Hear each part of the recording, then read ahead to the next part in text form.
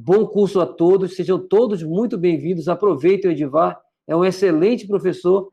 E depois o Jorge, ao final, aí esclarece esses cursos, para não tomar mais tempo do Edivar aí, esses outros cursos que têm a ver com ferramentas para educação remota, né? E também para redes sociais, né?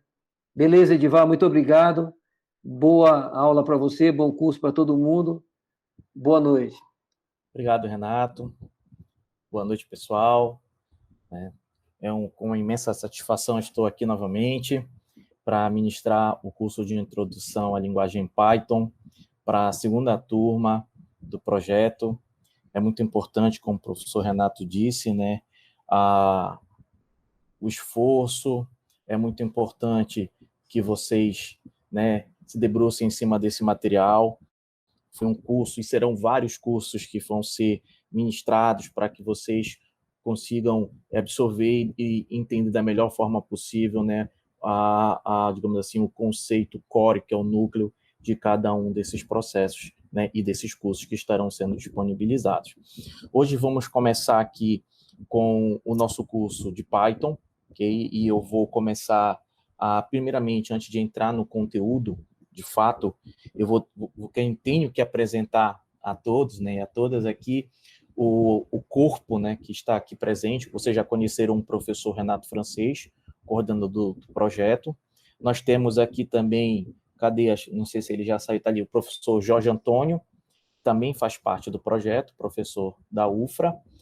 Olha, professor Jorge Antônio. Incrivelmente, pessoal, toda vez que eu falo com o professor Jorge, ele só está no carro, para mim ele é Uber. Eu tenho quase certeza que o professor Jorge virou Uber. Obrigado, professor Jorge. Complementando a renda. Sempre, eu não tem uma vez que eu não fale com ele que não esteja de carro.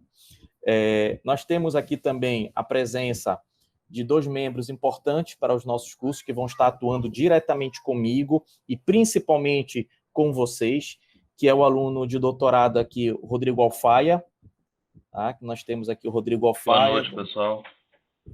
Nós temos aqui também o monitor, né? O Rodrigo ele vai atuar como tutor, né? Com o papel de tutor do nosso curso. Nós temos aqui o monitor, que é o Alexandre, que também foi, né, recentemente o meu monitor no curso de Tec 1, é aluno da UFRA, tá? Um dos melhores alunos, se não for o melhor aluno da universidade, muito, muito bom, muito safo na área de programação, okay? Então ele vai estar junto com o Rodrigo Alfaia, atuando aqui no nosso curso, ok? Bom, para quem já entrou no grupo do WhatsApp, eu disponibilizei lá o nosso plano de aula. Eu vou apresentar aqui para vocês só para a gente... Deixa eu colocar aqui uma janela. Tá? Só para a gente discutir um pouco do plano. Tá? Então, assim, e aqui a gente consegue enxergar um pouquinho também do conteúdo que vai ser ministrado durante esse período. Iniciamos hoje com o algoritmo, tá? Então, assim, até mais ou menos, eu vou estar falando com vocês até mais ou menos umas 9 horas da noite. A previsão de cada período desse é em torno de 2 horas, tá? Então, cada curso desse, cada dia que está aqui programado, ele vai levar em torno mais ou menos isso aí de 2 horas, das nossas atividades síncronas. Lembrando que vão ter atividades assíncronas, onde eu vou passar para vocês exercícios, vocês vão ter que resolver exercício. Então, tudo vai ter um momento muito específico para a gente cumprir com a carga horária do curso. Bom, então, dia 26 hoje, dia 3/5, a gente vai trabalhar aqui com a parte de algoritmos. Então, a gente vai ter um primeiro momento. Esse nosso curso ele é dividido assim, em 2 grandes eixos. Tá? Ele é dividido na parte algorítmica, que eu vou entrar em detalhes do porquê a gente vai estar trabalhando com essa parte algorítmica, e depois a parte que envolve a linguagem de programação Python. Tá? Então, são 2 grandes eixos que nós temos dentro desse curso. É um curso bem dinâmico, é um curso onde a gente realmente foca nos pontos que vão ser importantes, de entendimento, de como programar, entender que programação não é um bicho de 7 cabeças, né? Muita gente, caramba, programação na universidade, ou pelo menos nos cursos técnicos também que envolve programação, as pessoas pensam, poxa, eu não vou me meter nisso aí, que esse negócio é muito complicado. Tá? A gente tem que tirar um pouco desse mito que a gente constrói, né, sobre o processo, né, e sobre a área de programação. Mas vamos voltar para cá, depois eu discuto com mais detalhes para vocês esses pontos aqui. Então, assim, a cada conteúdo que eu vou finalizando, eu vou disponibilizando para vocês uma lista de exercícios. E a ideia é, vocês vão pegar essa lista de exercícios, vocês vão resolver essa lista de exercício, e vai chegar um dia, né, conforme está aqui no nosso plano, que vocês vão reunir via atividade síncrona com o Alfaia e com o Alexandre, tá? Então, eles vão estar com vocês para que vocês tirem dúvidas. Se vocês tiverem, eu tentei resolver um exercício aqui de um livro ou de algum lugar, antecipem essas informações para eles, assim, para poder eles também estudarem, entenderem qual foi a dúvida, entenderem o que é o problema que está sendo posto, né, para poder eles chegarem no dia da reunião com vocês, da aula com vocês, para poder esclarecer com maior detalhe, né, riqueza de detalhes possível. Então, sempre vai ser assim, a gente vai estar trabalhando com conteúdo, aí vai ter o dia da resolução, depois tem que ter conteúdo, resolução, e a gente vai ter um momento aqui onde eu vou disponibilizar para vocês alguns conteúdos de forma assíncrona. O que é isso daí? São vídeos que eu já fiz, já preparei, utilizei, inclusive no curso de Python 1, tá? Que eu vou disponibilizar para vocês também lá no grupo do WhatsApp. Então, quem não tiver no grupo do WhatsApp, por favor, entre lá. Eu passei por e-mail de todo mundo o link dessa sala, da nossa primeira videoaula, e passei para todo mundo também o link de acesso ao nosso grupo de WhatsApp. Então, todo o material eu vou estar colocando lá no grupo, porque vai ser de fácil acesso, todo mundo vai estar vendo. O Alexandre, o Alfaia e o professor Jorge, eles estão lá no grupo de WhatsApp, né? Claro, eu estou lá porque foi que desenvolvi o grupo. Então, assim, todo o material eu vou tentar concentrar lá. E qualquer informação, qualquer dúvida, vocês podem também jogar também lá no nosso grupo, ok? Então, a gente vai entrar com programação Python e assim a gente vai trabalhando com o conceito de se trabalhar, né? E, claro, com a resolução dos exercícios. Então, previsão, né? Toda a nossa previsão do nosso curso, ela está aqui iniciando hoje e finalizando dia 3/6. Então, isso aqui é o nosso cronograma de atividades, sempre iniciando às 19 horas e finalizando às 21 horas. Tá? Então, sempre a gente vai estar trabalhando com esse horário para poder a gente cumprir essa carga horária, para não ficar um curso cansativo. Né? Eu gosto de falar, né? Então a área de tecnologia é uma área que eu já estou nela há bastante tempo, trabalhando. Eu tenho formação na área de tecnologia, claro, então por isso, desde a minha formação, eu já tenho essa paixão, né, por essa grande área. E, claro, a área de desenvolvimento de software, que eu sempre fui aficionado por linguagem de programação, tá? Bom, então esse aqui é o nosso plano, como eu falei, já está disponível para vocês no ambiente no SIGA. Pessoal, analisei aqui. Se vocês quiserem, no momento que eu estiver fazendo falando sobre a explicação, vocês podem também levantar a mãozinha, como está aqui, né, do Marconi. O Marconi levantou, já vou passar para você, Marconi. Ou vocês podem também colocar as dúvidas de vocês aqui no chat, tá? E os meninos vão estar também me auxiliando no dia da aula, nesses horários de aula. Aí eles podem também responder por aqui, eu posso responder. Então, a gente está com uma equipe realmente que está atuando diretamente nesse processo e nessa formação. Marconi, pode dizer, meu amigo. Você falou do grupo do WhatsApp pelo e-mail, eu só consegui entrar porque a amiga minha me mandou o link, porém, porque no meu e-mail eu não recebi nenhuma mensagem, também não estou participando do meu grupo do WhatsApp. Marconi, é porque eu mandei por e-mail. Deixa eu ver aqui. No meu e-mail não chegou. Tu olhaste no spam? Deixa eu ver aqui. Como é que tá teu e-mail, tá?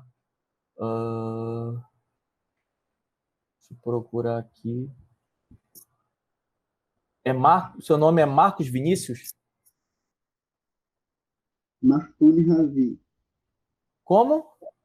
marconiravi@gmail.com. Pois é, ó. O que acontece? Nós temos os e-mails só chegaram para os que foram selecionados, tá, Marconi? Pelo que eu estou vendo aqui na lista, deixa eu ver aqui com M. Só tem aqui o Marcos Vinícius de Campos Melo. Tem Marconi das Graças Conceição também. Oi? Tem Marconi das Graças Conceição também. Deixa eu ver aqui. Olha, com a lista que eu tenho aqui de seleção, deixa eu ver aqui. Marconi. Só um momento, Marconi.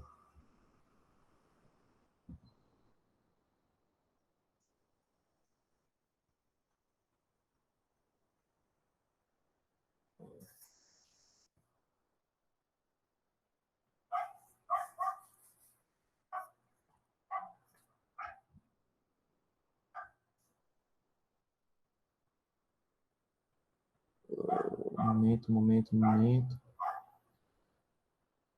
Vitor.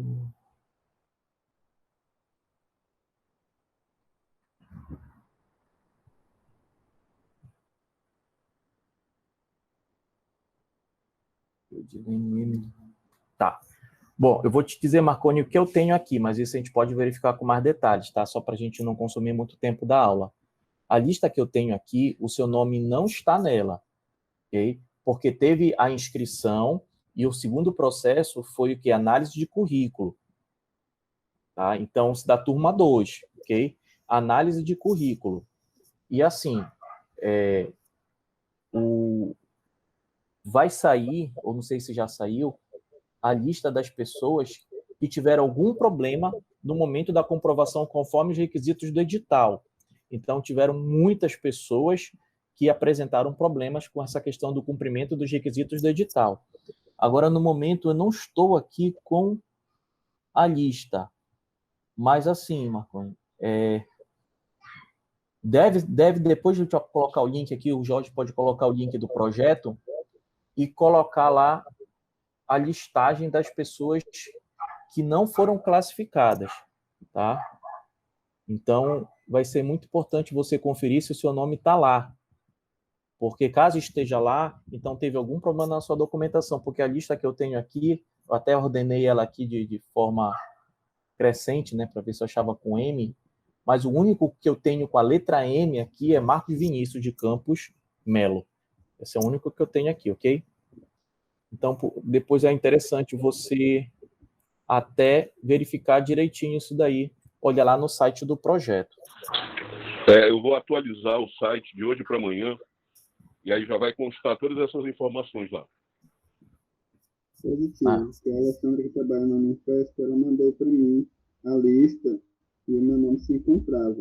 E, inclusive, ela me passou o link dessa aula de hoje, que iniciaria hoje. Mas não chegou e-mail para você, né? O e-mail chegou quando eu mandei a documentação, inclusive foi até... Pois é, mas assim, quando mandou a documentação, ainda não era, ainda ia passar por um processo de seleção, conforme edital. Entendeu? Depois desse processo de seleção que ia ter a lista definitiva. Entendeu?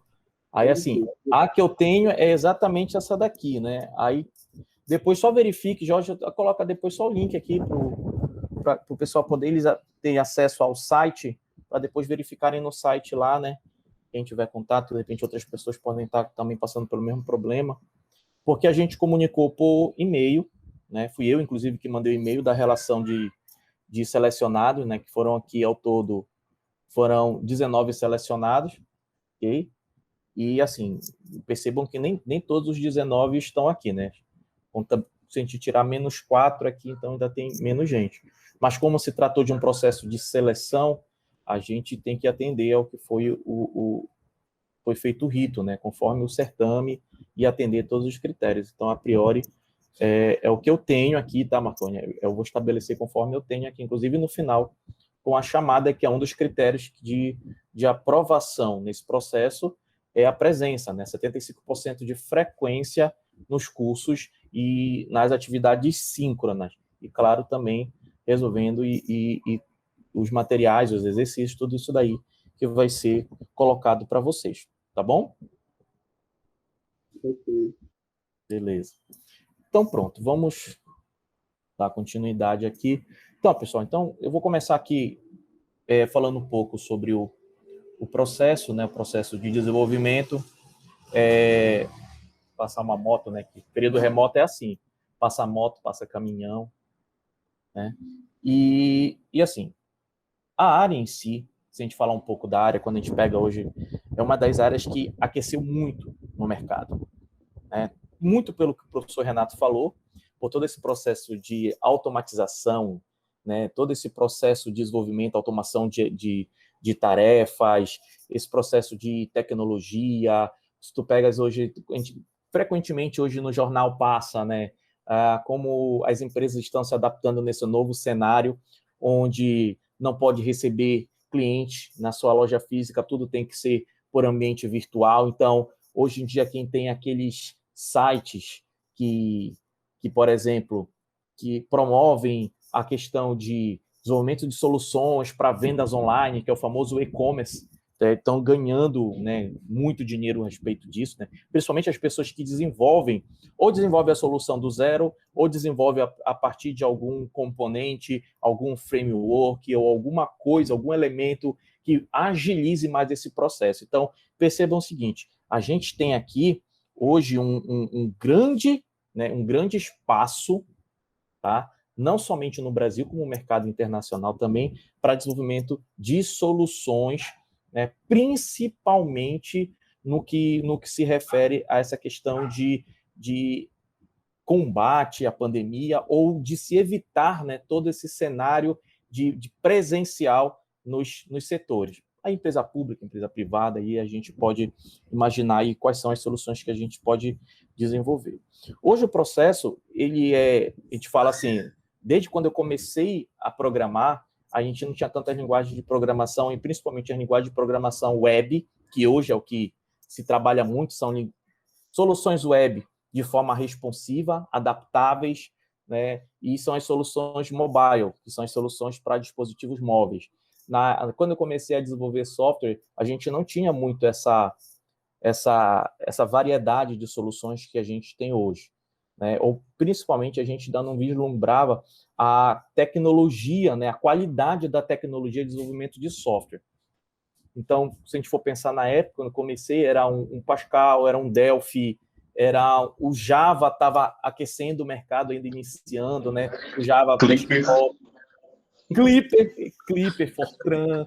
Não, isso aí é já mais. Isso aí não, COBOL é mais velho, Jorge, isso é só tu. Isso aí. Eu não era dessa época do COBOL ainda, né? Já cheguei depois. Então, assim, eram soluções assim escassas de componente, a gente pode falar assim, bem escassas, complexas. A documentação não era tão rica. A internet ainda estava engatinhando, então o que a gente procurava na internet ainda não era suficiente para a gente poder, de fato, ter um conhecimento maior sobre aquilo que a gente estava querendo desenvolver ou sobre a linguagem de programação, né? E hoje em dia, pessoal, nós temos, né?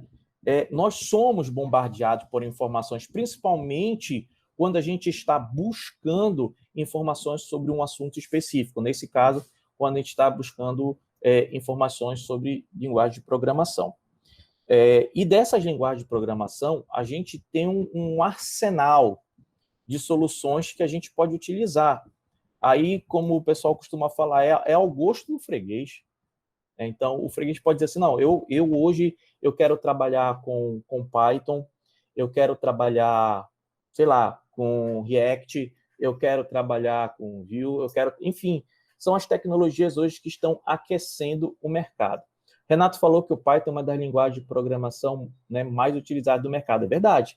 Se a gente pegar qualquer ranking, né, ranking de linguagem de programação sendo utilizada, o Python está sempre na cabeça. Java permanece sempre ali em terceiro, quarto lugar. O PHP ainda, né, pessoal, inclusive o Alfaia, ele costuma brincar comigo, que ele fala que eu sou fanboy do PHP. Pessoal, eu gosto muito do PHP, tá? Eu gosto muito da linguagem Python. São duas linguagens que eu brinco demais, porque para mim é uma diversão programar, tá? Não encaro a programação como um trabalho, eu não encaro a programação, inclusive olhando ela, menosprezando ou mesmo assim, não, programação é muito chato. Na verdade, para mim, não. Para mim, programar inclusive é terapêutico. Inclusive é terapêutico programar.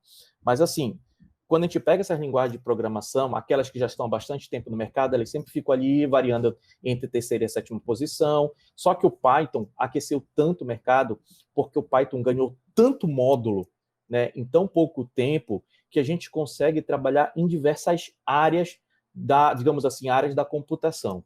A gente consegue trabalhar com ambientes móveis, a gente consegue desenvolver jogos, PyGames, a gente consegue desenvolver soluções de inteligência computacional, aí qual é aquela Scalearning, a gente consegue trabalhar com ambiente web, aí pode usar frameworks tipo Django. Então, assim, ela possui, além da facilidade de programação, né, a curva de aprendizagem da linguagem Python é muito menor do que qualquer outra linguagem de programação, principalmente para quem está iniciando nesse processo de programação. E eu sempre falo, inclusive eu sou professor na UFRA, 10 disciplinas de programação, okay? E eu sempre costumo dizer assim, olha, a programação, como eu disse aqui no início, não é um processo doloroso. Muita gente abandona a área de programação dentro dos cursos finalísticos de computação por não se adaptar no processo ou no entendimento de como programar. Tá? A gente precisa ter calma, a gente precisa ter paciência, não adianta ser imediatista nesse ponto, mas a gente precisa ter paciência e entender, primeiro, como ou quais são os pilares iniciais para se começar um processo de programação.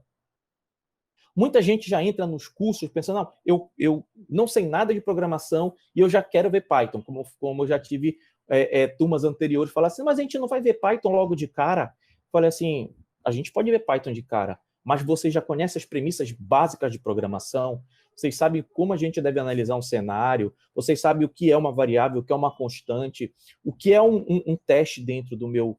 um teste ou um controle ou desvio de fluxo dentro do meu código. Então, são conceitos que são importantes, primeiramente, a gente fixar, por mais que eles pareçam ainda aquela coisa muito antiga, aquela coisa muito tradicional, mas são elementos como esse que vão nos dar aqui a base, certo? A base para a gente conseguir caminhar de forma tranquila, tá?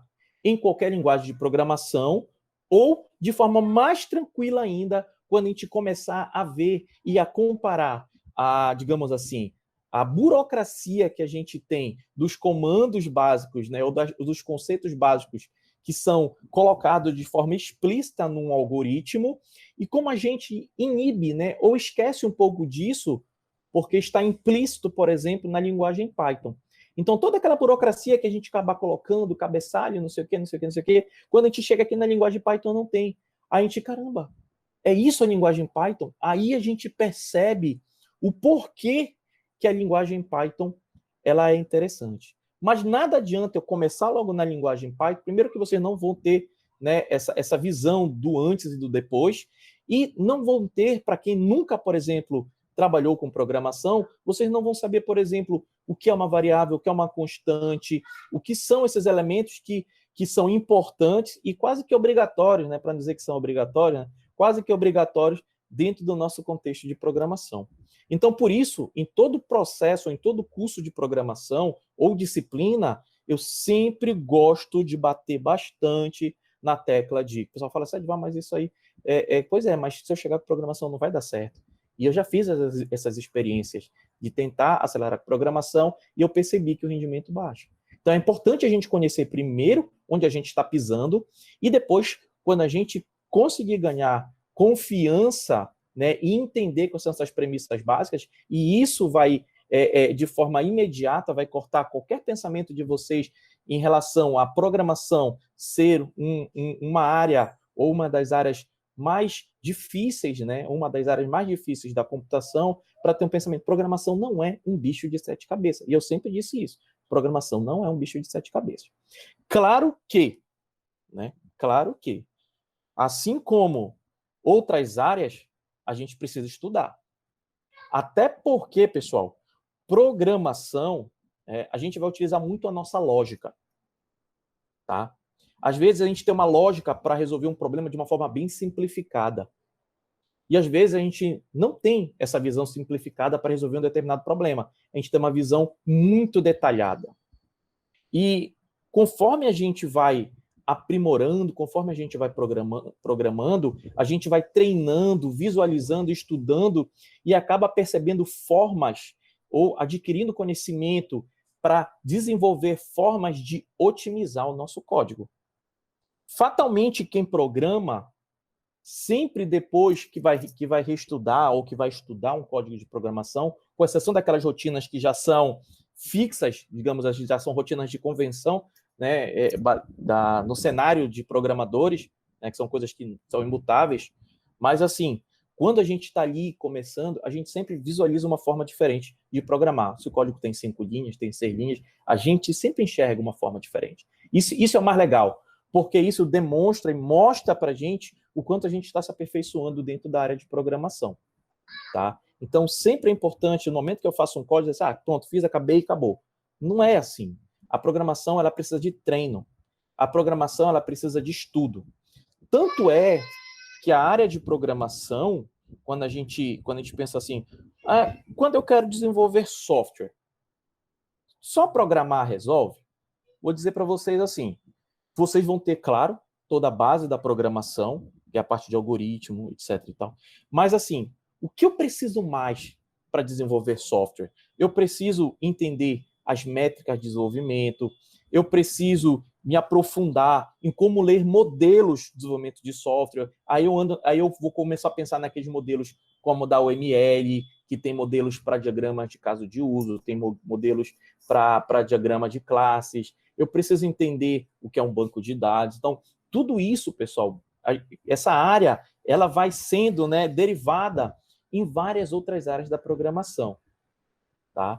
Mas aí, claro, cada profissional tem o seu papel. Tem um projetista de software que trata somente dessas especificações técnicas e simbólicas, né, com simbologia. Tem o desenvolvedor de software, que é essa daqui, né, que é o foco, que é a pessoa que pega, entende aquele modelo que foi definido, que já foi analisado, já foi refinado ali, e implementa aquela carcaça, implementa com uma linguagem de programação, nesse caso Python, né? Tem o pessoal, que às vezes pode ser até a mesma equipe, tem um pessoal ali que realiza os testes de software, porque eu não posso desenvolver, tá ok, tá bonito, jogo para produção, não. Existe um momento de desenvolvimento na área, no modo de desenvolvimento, que é a área de teste de software, onde eu vou encontrar os erros, os bugs, que vai retornar para a equipe de desenvolvimento, a equipe de desenvolvimento vai refinar, vai reestruturar, depois entrega, são feitos novos testes, e só depois de incansáveis testes dentro daquela plataforma, aí sim passa por um processo de implantação, que é para se colocar em produção. Tá? Mas assim, se a gente quiser, a gente pode abraçar várias áreas dentro do processo de desenvolvimento de software, porque a gente tem várias áreas, a gente tem várias tecnologias, a gente tem várias metodologias e tem muitos conceitos que vocês podem chegar a entender e assim, Divar, o que é um modelo de desenvolvimento baseado em fachada, o que é um padrão de projeto fachada, o que é um outro padrão, enfim. Então, vocês têm aí um cenário muito abrangente. Tem coisas que já são pré-estabelecidas, não tem como a gente mudar, mas tem coisas que tem como a gente adaptar. Okay? Só para vocês entenderem um pouco desse cenário que a gente tem da área de programação. E hoje, quando a gente fala em linguagem de programação, qualquer curso que a gente pegue na web hoje, o pessoal fala assim, hoje se separou muito assim, você quer ser um desenvolvedor back-end, você quer ser um desenvolvedor front-end, ou você quer ser um desenvolvedor full stack. Então, esse desenvolvedor que está no back e no front.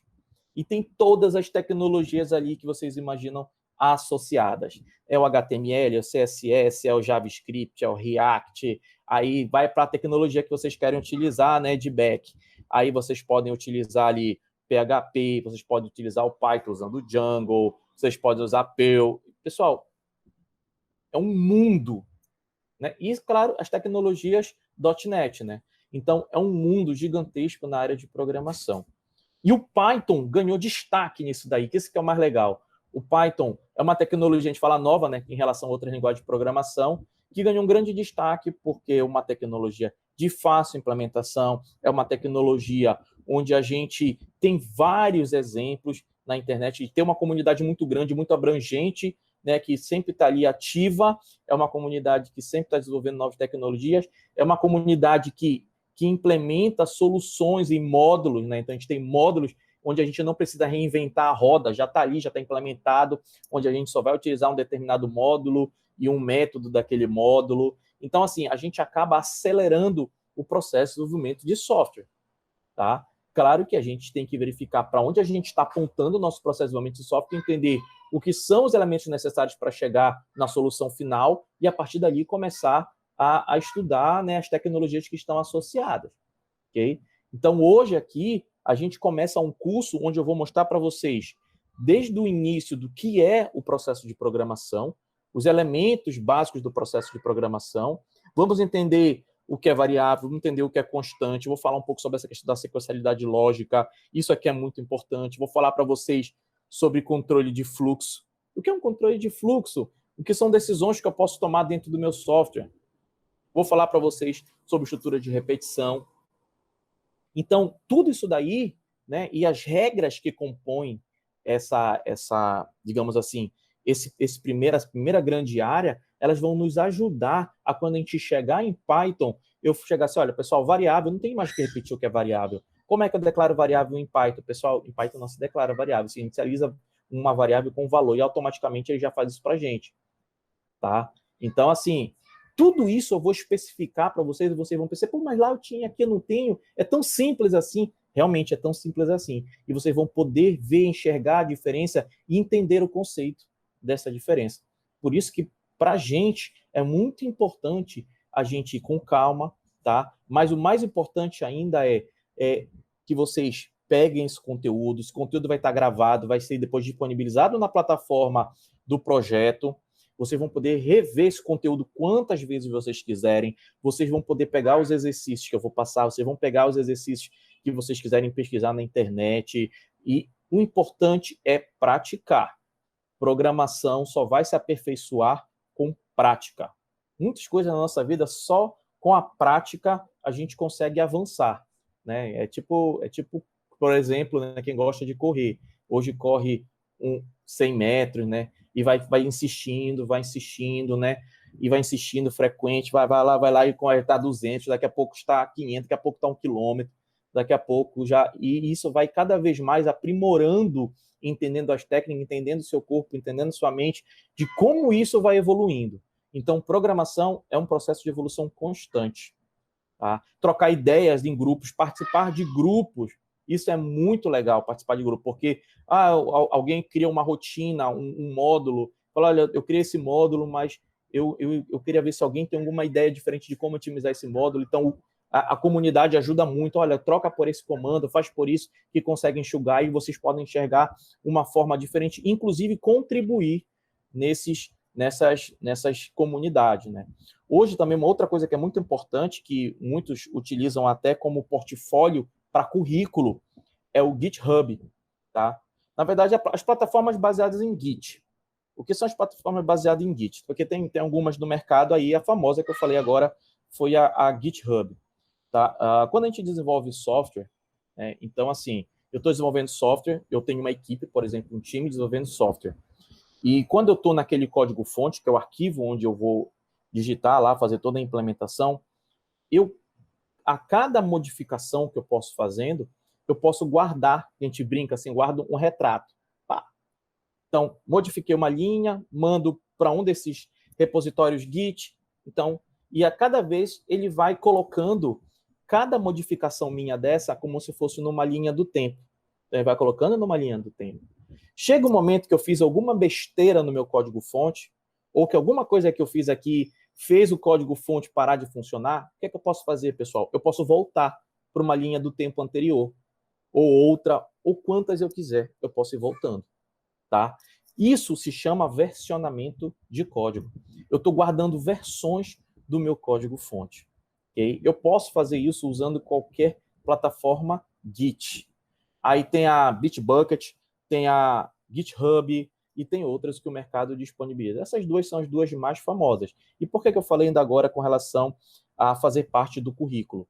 Porque cada vez que vocês vão implementando uma solução, uma tela, que faz um cadastro, que faz um relatório, né, vocês podem construir esse projeto, que isso aí nós vamos fechar numa caixinha e vamos chamar de projeto. Vocês podem pegar isso daqui e armazenar lá, né? E o acesso, a não ser que vocês paguem, claro, mas o acesso é livre, tá? É público, então lá vocês vão deixar isso disponível, vocês podem colocar isso no LinkedIn de vocês. Olha, eu tenho experiência no desenvolvimento de software. Aí a pessoa pode dizer para você, como é que você comprova a sua experiência em desenvolvimento de software? Aí vocês vão ter, olha, esse aqui é o meu GitHub e essas são as aplicações que eu já desenvolvi. Aí a pessoa pode acessar o link do GitHub, olhar as aplicações, pode fazer um clone, né? Pode clonar a aplicação de vocês, né?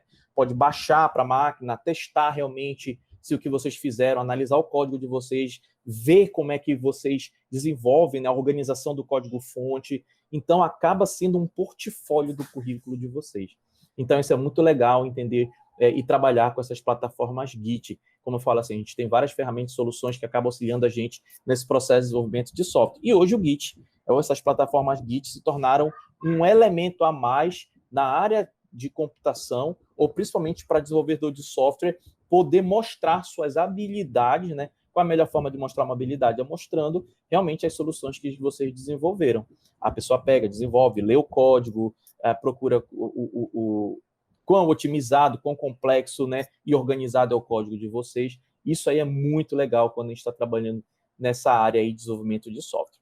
Okay? Então, a gente acaba tendo mais essas ferramentas que elas vão ser muito importantes para a gente. Bom, e falando agora, já saindo um pouco desse aspecto geral e entrando mais assim no conteúdo de algoritmo, tá? Então, assim, a priori algoritmo, eu não vou trabalhar com nenhuma IDE de construção do cenário algorítmico. E assim, tá falando de algoritmo, eu nunca vi, eu não sei nem o que é, né? Isso é um nome tão estranho. Então, quando a gente trabalha com desenvolvimento de software, o que é uma das primeiras coisas que a gente aprende na academia, ou mesmo quando a gente começa a trabalhar, ou mesmo de forma intuitiva no nosso dia a dia, é construir uma sequencialidade lógica para executar determinada tarefa. Se eu vou, por exemplo, comprar um açaí, eu já tenho toda uma sequencialidade lógica estabelecida na minha cabeça, às vezes de forma inconsciente, claro, às vezes de forma consciente, né, de como eu vou proceder. Se eu vou levantar de onde eu estou, vou abrir minha carteira, vou pegar o dinheiro, eu vou descer, eu vou andar na rua, vou me deslocar até o local, ao ponto de venda de açaí, vou pedir o açaí, vou pagar o açaí. Ou seja, eu tenho um passo a passo lógico. Por que lógico, pessoal? Porque tudo tem uma sequência, e se eu fizer uma inversão dessa minha sequência, aquela minha construção para chegar ao meu objetivo final, ela pode estar incoerente, ela pode não ser executada por uma incoerência, tá? Então, assim, tudo existe um passo a passo na nossa vida. Onde isso está mais claro e evidente, de forma muito explícita, é aí que é um dos grandes entraves na programação, é treinar a nossa mente, treinar o nosso cérebro para tirar, né, essa sequencialidade lógica que está, né, aqui dentro, da forma como a gente enxerga a solução de um problema, e passar isso para uma receita de bolo, ou o que a gente chama, né, vulgarmente chama de receita de bolo, para um papel. Primeiramente, eu tenho que pegar o dinheiro, depois eu tenho que fazer tal coisa, depois eu tenho que fazer tal coisa. Ou seja, estabelecer esses critérios de forma lógica, onde tenha lógica, tenha sequencialidade entre cada passo desse, colocar numa folha de papel, aí mora uma das grandes dificuldades no processo de desenvolvimento de software. Advar, mas se eu não conseguir agora, como eu falei, pessoal, é treino. Isso é treino, tá? Treinar, pegar soluções simples e tentar estabelecer, criar essa rotina. Então, assim, nós temos esse mecanismo, né, de enxergar um problema e pensar nas possíveis soluções para se chegar, né? Então, o meu objetivo é resolver um determinado problema. Programação é isso. Quando alguém te contrata para desenvolver o software, é porque a pessoa tem um problema, né? E vocês vão ter que pensar em tudo que tem que ser feito, todas as sequencialidades lógicas, né? Ou seja, as instruções que vão ter que ser desenvolvidas para se chegar naquele objetivo, que é o software pronto que vai atender ao que o teu contratante está solicitando. É a mesma coisa, tá? Só que ali a gente está trabalhando, claro, tendo uma visão da área de desenvolvimento, uma visão de desenvolvedor de software. Okay? O algoritmo, ele é a primeira parte de tudo isso. O algoritmo, ele é a construção dessa estrutura ainda de forma artesanal, posso chamar assim, né?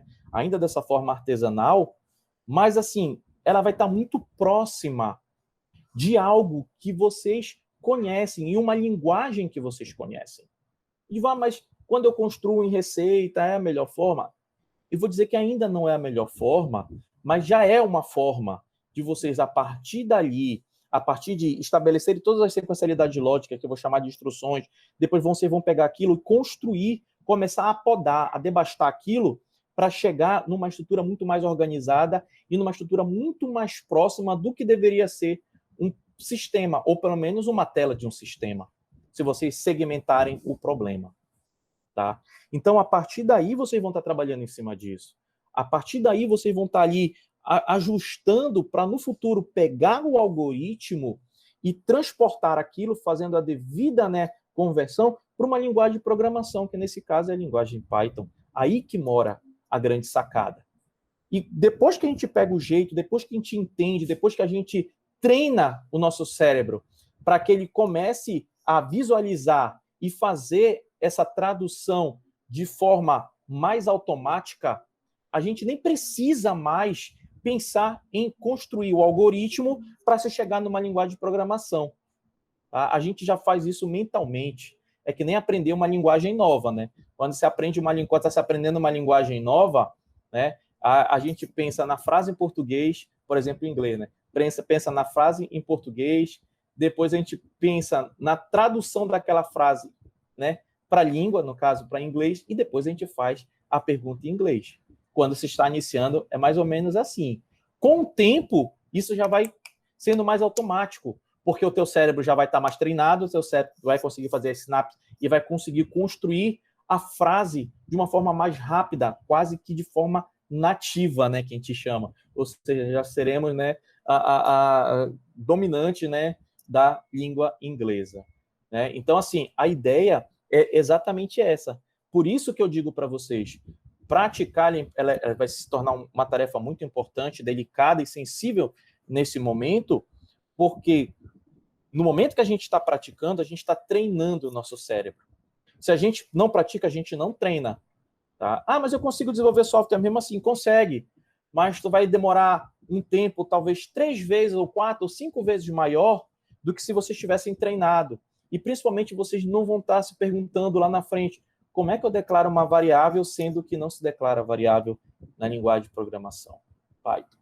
Como é que eu faço uma mudança de tipo? Ou seja, tem coisas que vão ser bem específicas que se eu treinar, se eu criar o hábito, pequenos comandos ou comandos recorrentes já vão estar automáticos na cabeça de vocês. Senão, toda vez para qualquer comando simples, vocês vão ter que recorrer à API, que é a documentação da linguagem de programação. Por isso que é importante esse treino. E o algoritmo vem exatamente para isso. O algoritmo vem para que a gente consiga estabelecer, passar essa sequencialidade lógica para dentro de uma estrutura. Tá? Eu vou colocar aqui para vocês, deixa eu colocar aqui. Espera aí.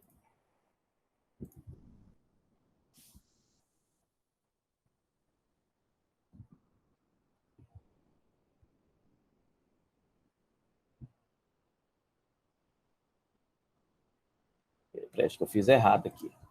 Eu não compartilhei a tela de apresentação, né? Eu compartilhei a outra tela. Vou apresentar agora. Tá. Compartilhando.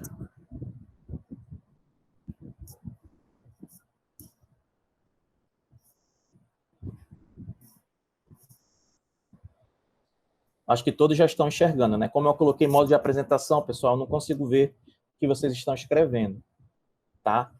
Mas eu vou deixar aqui assim. Espero que todos estejam vendo aí.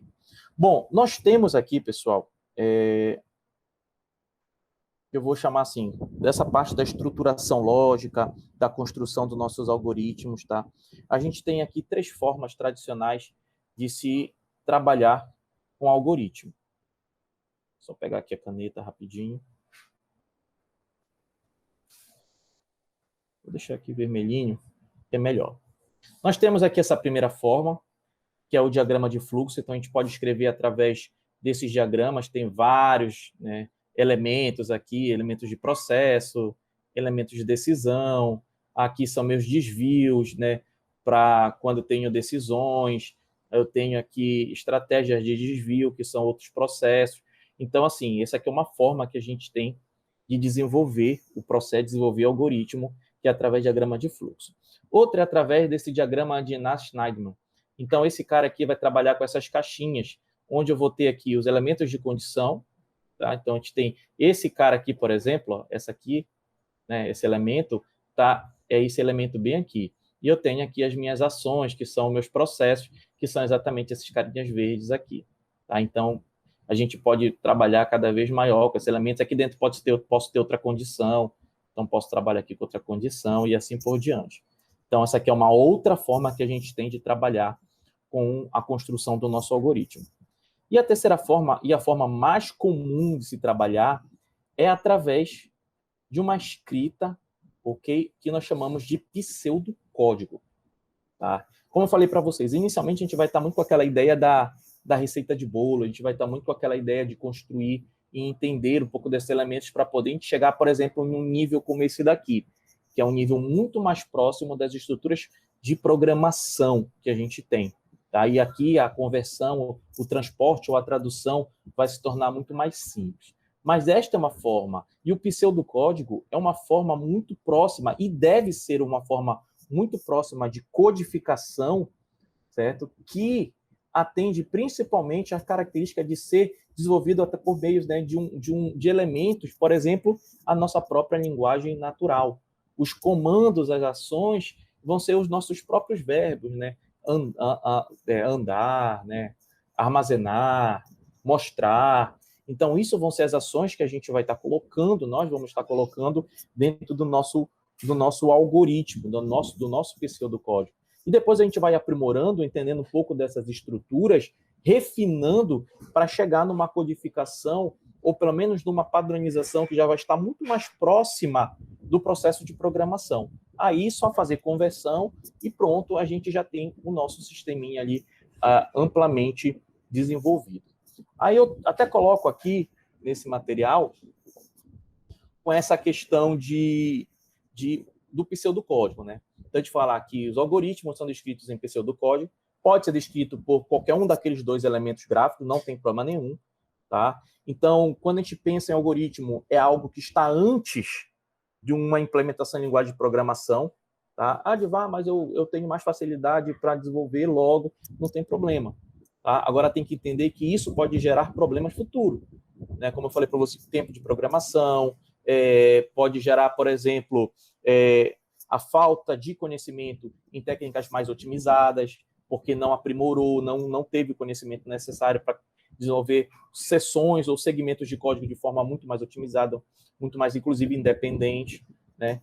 Então, assim, tudo que a gente está fazendo aqui, ou que a gente vai implementar aqui, algoritmo, que eu até gosto de dizer, esse algoritmo é multiplataforma, de certa forma porque ele não está preso a uma linguagem de programação. Tá? Ele não está preso. Eu posso pegar isso daí e desenvolver em PHP, em Python, Java, eu posso fazer minhas adaptações. Aí, claro, eu tenho que conhecer a realidade que eu vou programar. Cada linguagem de programação tem uma estrutura e uma forma diferente. Então, não é só pegar Ctrl+C, Ctrl+V lá que vai estar funcionando, não. Uma coisa é o algoritmo, outra coisa é a linguagem de programação. Eu preciso conhecer o que é a linguagem de programação, quais são os elementos. Em algoritmo, eu defino a variável de um jeito. Em uma linguagem de programação, eu defino de outro jeito. Eu preciso conhecer como é essa tradução. Mas, e definição de variáveis, o conceito? Vocês já aprenderam algoritmo. E trazendo daqui para qualquer linguagem de programação, é o mesmo conceito. Variável nunca vai deixar de ser variável. Tá? Os conceitos permanecem, são imutáveis nisso daí. Então, em algoritmo é muito mais fácil de entender, porque está próximo da gente, da nossa linguagem falada, né? Então vai ser fácil de codificar, tá? Então, assim, a gente tem todos esses benefícios da linguagem de programação, né? Primeiramente, trabalhando de forma algoritmo, que aí é muito mais fácil da gente trabalhar e da gente implementar software, ok? Bom, a gente chega assim, ó. Eu vou até passar para cá, só para a gente entender um pouco da sutileza inicial, né? Do toque inicial que a gente tem com relação à questão do algoritmo, tá? Então, se te pega aqui, por exemplo, uma receita de bolo. É um algoritmo uma receita de bolo. Se a gente pega quem é o pessoal do CrossFit monta toda aquela tabelinha, né, das sequências, aquilo é um algoritmo e tem que seguir aquela sequência. Então, tem uma sequencialidade lógica, o que se coloca ali. Exercícios físicos, às vezes, tem ali, né, todos aqueles elementos que são importantes. Então, assim, mas o ponto é, a gente tem aqui esse pequeno algoritmo, tá? Então, temos um passo a passo que está aqui, ó, pré-aqueça o forno, em uma vasilha coloque, na sequência, 75 gramas de trigo, 2 ovos, meia colher de fermento, aí depois tem que bater até ficar cremoso, aí vai derramar a massa em uma forma untada, vai levar ao forno por 40 minutos. Então, isso aqui é um pequeno algoritmo. Já está faltando um monte de coisa. Eu sei, isso aqui eu joguei da minha cabeça, pessoal. Tá? Isso aqui eu joguei da minha cabeça aí. Mas, assim, o que eu quero mostrar aqui é o seguinte. Isso aqui é um algoritmo. É a forma como eu enxergo, por exemplo, para fazer um bolo. Eu posso ter esquecido detalhes? Posso. Vai prestar esse bolo? Vamos dizer que preste. No final, esse bolo realmente fique gostoso. Tá? Então, atenderei ao meu objetivo. Mas se eu colocar mais detalhes, ele pode ficar melhor? Pode. Mas se eu encher de detalhes, isso não pode ficar complexo demais? Pode.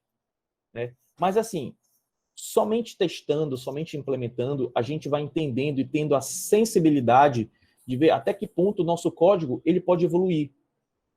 Tá? Um código muito grande, né, grande em linhas, grande, né, em instruções, ele pode se tornar um código mais lento. Não estou dizendo que ele não vá resolver o problema, mas eu estou dizendo que o excesso de detalhes, né, que são detalhes assim que não têm relevância, por exemplo, né, pode trazer complicações de tempo de execução. Enquanto um código roda em 10 segundos, eu posso ter um código com maior nível de detalhes que rode, por exemplo, 3 horas. Então, assim, aí tem todas as análises. Claro, tem coisas que tem que ser analisadas, né? O resultado ser o mesmo resultado esperado, mas digamos que seja o mesmo resultado esperado. Ok? Bom, aí quando a gente tem aqui, então a gente pode melhorar o nosso algoritmo. Claro, pessoal, a gente sempre pode melhorar o nosso algoritmo. Né? E assim, é um hábito que eu tenho como programador, tá? Eu recomendo sempre para todo mundo, eu sempre reanaliso os meus programas, ou aquele documento meu de código-fonte. Eu sempre reanaliso. Por que eu faço isso? Porque eu gosto de deixar o código mais enxuto. Eu sempre gosto de tornar o código-fonte mais, que a gente chama de clean, que é mais limpo, sem excesso de variáveis, sem excesso de elementos que não vão trazer nada mais para o meu código.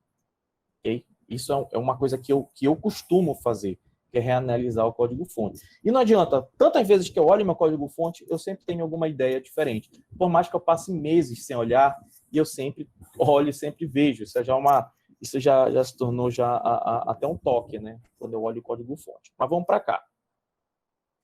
Olha só. Eu melhorei aquela receita, tá? Porque muitas das coisas que eu coloco, que eu trago da minha cabeça, são coisas que são intuitivas, são coisas que para mim não é importante. Mas olha só, hoje, vocês como programadores, se vocês não passarem a instrução correta para a máquina não vai adivinhar o que ela tem que fazer. Né? Se eu jogar um pré-aqueço o forno, né, e vou dizer assim, olha, isso daqui... Esse comando vai acionar o botão lá do forno, do forno lá do meu fogão. Aí o forno vai pré-aquecer o forno. O que é pré-aquecer para ele? É deixar em 1 grau ou levar lá para os 200 e poucos graus Celsius. Né? Então, assim, a máquina não vai saber o que fazer. Então, assim, existe um limiar entre um detalhe que é desnecessário e o detalhe necessário, que são as instruções que vão direcionar a execução de uma determinada tarefa. É tipo quando você está falando assim, olha, qual é o algoritmo para eu comprar o açaí, tá? Então, eu vou dizer assim, eu vou levantar. Eu preciso dizer qual é o pé primeiro que eu vou colocar na frente, qual é o pé que eu vou colocar no chão? Não preciso, tá? Mas eu vou dizer, não, eu vou levantar, de onde eu estiver sentado, por exemplo, eu vou levantar, ok? Mas aqui eu já estou especificando, por exemplo, aqui a temperatura. Então, o elemento, o equipamento, ele, por exemplo, já vai chegar lá e já vai setar esse parâmetro, por exemplo, 180 graus Celsius. Vai chegar lá e vai setar. E isso vai ser uma temperatura que vai ser utilizada para poder gerar o meu bolo. E eu posso ir melhorando o código-fonte, tá? Porque no exemplo anterior, eu colocava apenas 2 ovos, né? 2 ovos. Só que aí eu chego e eu tenho aqui, pô, mas se os ovos que eu vou colocar estiverem podres? No exemplo anterior, eu ia usar o ovo podre mesmo para fazer o bolo. Ia sair um bolo? Eu acho que sim. Ia sair bom? Não, aí é outra coisa, né? Não ia sair bom. Mas aqui não, aqui eu estou testando. Se os 2 ovos não estiverem estragados, então colocar na vasilha. Se não, né, ou seja, se eles estiverem estragados, eu vou jogar no lixo e testar outros 2 ovos. Pessoal, então aqui eu começo a ter já essa ideia, né, de como ir melhorando o meu código-fonte. Eu tenho, por exemplo, né, tenho alunos que, na primeira vez que desenvolve o seu algoritmo, já tem, né, essa noção desse, digamos assim, desse limiar, o que é essencial. Tá? Assim como eu tenho alunos que precisam desenvolver 2, 3, 4 vezes ou mais vezes para se chegar ao essencial, para se chegar num algoritmo que atenda de forma mínima os rigores do problema que foi posto ali, do problema que foi colocado para eles. Tá? Não existe nem melhor nem pior desse processo. Isso é um processo de evolução contínua, de estudo contínuo. Até hoje eu estudo programação, até hoje eu estudo novas tecnologias, tá? Então, até hoje eu pego assim, eu React, né? E aí vou lá, vou estudar React. Eu tô fazendo agora, né, que eu não sou muito fã de renderização, eu não sou muito fã desses elementos de folhas de estilo, porque trabalha muito com HTML. Mas, por uma necessidade de um sistema que eu estou desenvolvendo, eu preciso, por exemplo, me aprimorar nisso daí. Aí, o que eu estou fazendo? Eu vou estudar. Então, hoje eu estou fazendo um curso, por exemplo, de folhas de estilo, de trabalhar com folhas de estilo, de trazer ali o jQuery, que é o famoso Ajax, ou qualquer outras coisas ali associadas, né? Então, sempre tem coisa interessante, sempre tem integração, e a interoperabilidade entre essas plataformas hoje está muito mais forte e muito mais possível devido às tecnologias que a gente tem hoje. Então, isso é muito legal, essa evolução que a gente tem, e isso se torna muito importante e se torna quase que um mantra. É um mantra, né, de programação. Vocês estudaram hoje, né? Tem que estudar hoje, não deixe para estudar só no dia da aula, porque aí sim vocês vão estar se destacando daqueles que estão desistindo no meio do caminho. Tá? O importante é sempre exercitar. Não conseguiu agora? Divar, não consigo resolver esse exercício. Mas por que você não consegue? E a gente vai sentar e ver por que você não consegue. Porque até na programação, né, como na vida, a gente sempre aprende com os nossos erros. Eu fiz um negócio errado? Fez. O que é que você errou? Isso aqui. Mas por que eu errei isso daqui? Porque você não pode atribuir, por exemplo, variável dessa forma. Né? E você vai entender por que você não pode atribuir. Você vai entender o conceito que você está fazendo de forma errada. E entendendo o conceito e exercitando isso, você nunca mais vai fazer igual. Né? E isso que é o importante da programação, digamos assim, são esses treinos, essa forma de evoluir, e a gente tem que estar com a mente, né? A gente tem que estar disponível, com a mente disponível para aprender. Tá? E programação não tem muito conceito. Ixi, é muito conceito programação. Não, pessoal, programação não tem muito conceito. Tanto é que até agora, se a gente fosse resumir tudo que eu falei, de fato, podia resumir, claro, sequencialidade lógica é muito importante, né? E pseudocódigo. No momento é isso que a gente tem aí, estabelecer a sequencialidade lógica. E onde é que eu coloco isso daí? Eu faço isso no formato de pseudocódigo. Okay?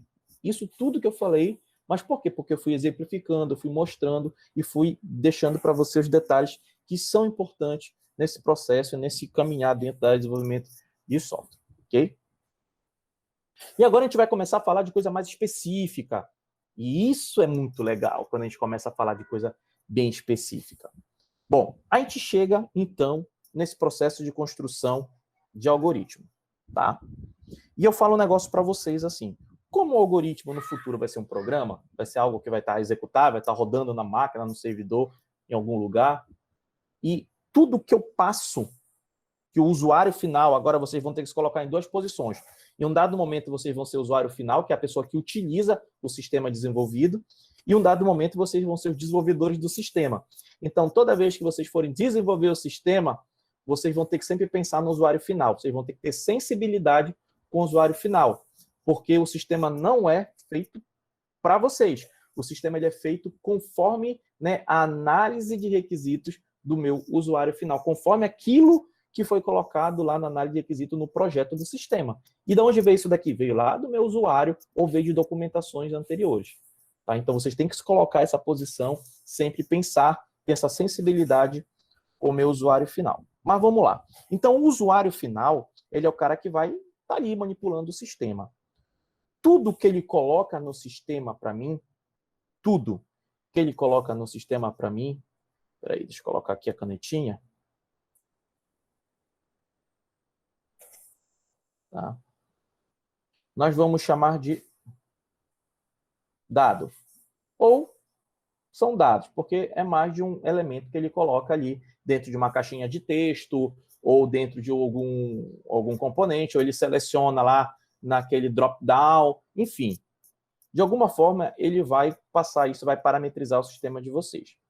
E esse dado aqui, que o usuário está passando, ele sempre vai ser de um determinado tipo.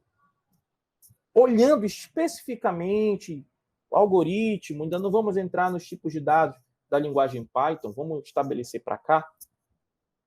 Nós temos aqui na grande área, os tipos primitivos, né? Nós temos esses carinhas aqui, ó. Nós temos o cara que é numérico, nós temos o cara que é literal e nós temos o cara que é lógico, tá? E eu vou explicar agora com detalhes cada um desses carinhas aí. Deixa eu ver a hora aqui para a gente não estar ultrapassando. Então, eu vou fechar com essa explicação, tá? Para a gente não ultrapassar a hora, né? Mas vamos lá. O numérico, pessoal, o numérico aqui, ele se divide inteiro e ele se divide aqui em real, tá? Então, 2,2, isso é real. 2, isso aqui é inteiro. Por que eu sei que é inteiro? Pessoal, a charada é isso daqui, ó, é a casa decimal. Não tendo casa decimal, é inteiro. Ah, Divan, mas o inteiro, né? O conjunto dos inteiros, eles estão aí dentro dos reais. Sim, eu sei que estão aí dentro dos reais. Mas para computador, a gente vai especificar, digamos assim, o elemento correto, o seu tipo correto. Tá? Por exemplo, se eu chegasse para vocês e falar assim, eu tenho, por exemplo, 40 anos. Que tipo de dado é esse daqui? Real? Aí a pessoa ia dizer real. Aí outros iam dizer inteiro. Ah, não está errado. Ele é do tipo real. Mas se eu fosse ter um olhar mesmo de desenvolvedor e dizer que o tipo mais adequado para dizer que tipo é esse número aqui, seria o inteiro. Tá? Então, a partir de agora, a gente tem que especificar exatamente o tipo de dado que vai ser ou armazenado por um usuário final. E os dados podem vir assim, tá, pessoal? O usuário final pode armazenar, o sistema pode estar puxando de um sensor, pode vir de qualquer elemento de entrada de dado. Tá? Normalmente, quem coloca são os nossos usuários finais, mas pode vir de qualquer lugar. Tá? E o sistema é preparado para isso, para receber, e a gente tem que projetar o sistema de acordo com isso daí. Tá? Então, é a diferença que a gente tem aqui. Então, se vier 2,0, 2,0 é real. 2 é inteiro. Tá? Muito cuidado com essa informação aqui. Ok? Bom, isso é o dado. Então, esses aqui são os tipos numéricos. Que eu vou dizer, ou você real, ou você inteiro. E o literal? Pessoal, o literal é o que nós chamamos de um conjunto de caracteres. tá? Bom, o conjunto de caracteres, ele sempre vai ter a presença de aspas duplas ou de aspas simples, tá? É como se fosse um formato textual, como a gente conhece. Então, se eu coloco aqui, por exemplo, Edivar, eu coloquei entre aspas. Então, esse dado aqui, para mim, ele é do tipo literal. Tá? Então, ele é do tipo literal. Se eu coloco aqui, por exemplo, Remo, tipo literal. Se eu coloco aqui, por exemplo, 2, tipo literal. Estou fazendo, pessoal, o 2, tá? Vou falar assim. Neste caso aqui e neste caso aqui, eles são de tipos diferentes.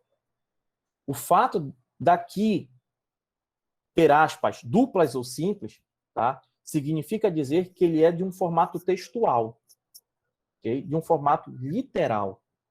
E aqui ele é de um formato numérico. E a diferença? A diferença é que no numérico eu posso realizar operações matemáticas com esse cara. O tipo numérico. E o tipo literal? Eu não posso. Eu não posso realizar operações matemáticas com o tipo literal. A única que eu posso fazer, se a gente for pensar assim, é concatenar. Ou seja, juntar.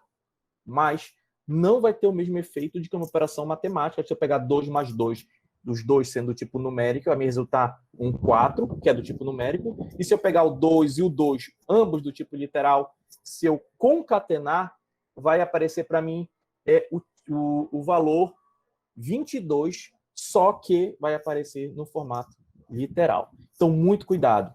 E é muito importante isso, tá? Toda vez que eu quiser expressar um dado literal, eu sou obrigado a colocar entre essas aspas. Não existe dado literal que não esteja entre aspas. Então, eu não posso ter um dado assim solto no meu sistema. Jorge, está solto no meu... Que é isso, Jorge? Não, não pode. Isso aqui não existe. Tá? Agora, se eu tiver, por exemplo... né, tem aqui, Ana. Ah, não. Então, eu vou entender que isso daqui é um dado do tipo literal. Ok? Então, eu tenho que ter muito cuidado com essas informações no momento que eu estiver trabalhando, no momento que eu estiver estudando e entendendo esses elementos. Isso aqui são tipos primitivos, pessoal. Então, assim, quando a gente chega numa linguagem de programação, uma linguagem de programação com muito mais tipos de dados, que já vão ser derivados desses caras, tem os inteiros não negativos, nós temos os tipos reais, que tem um determinado número de casas decimais, então pode ter um outro tipo de real que tem um outro número maior ainda de casas decimais, isso se trabalha com precisão. Então, tem várias coisas aí que podem ser, né, derivadas a partir dos nossos tipos primitivos, ok? Pessoal, e o tipo lógico? O tipo lógico, ele basicamente é um tipo de dado que vai me gerar um resultado verdadeiro, tá? Ou o tipo falso. Então, Edivar, mas não tem aspa? Não, neste caso aqui não tem aspa, tá? Porque ele é um dado que nós chamamos de dado booleano. Ele vai poder ser os dois ao mesmo tempo? Não, ele só pode ser verdadeiro ou ele só pode ser falso. Somente esse cara ou esse cara. Então, neste caso aqui em especial, ele não é um tipo textual, ele não é um tipo numérico, ele é exatamente um tipo de dado lógico ou booleano. Tá? Então, esses carinhas aqui, que são os nossos primeiros elementos, que nós vamos entender o porquê que eu preciso disso daqui, por que eu preciso entender esses tipos. Inclusive, quando a gente trabalha com Python, apesar de Python ser de tipagem dinâmica, que diabo é isso? Pois é, ele atribui o tipo automaticamente. Tá? Mas aqui o algoritmo não, o algoritmo eu tenho que dizer. O algoritmo eu tenho que especificar o que é o tipo de dados que eu vou receber. Se eu disser que o meu algoritmo vai receber inteiro, se eu tentar colocar um real, ele dá erro. Se eu disser para o meu algoritmo que ele vai receber literal e tentar colocar um lógico, ele dá erro. Então, a partir de agora, eu tenho alguns requisitos que eu vou ter que cumprir E eu preciso conhecer quais são esses requisitos. O primeiro deles é o tipo de dados que nós vamos utilizar, tá? E com isso, pessoal, a gente vai encerrar a nossa aula de hoje.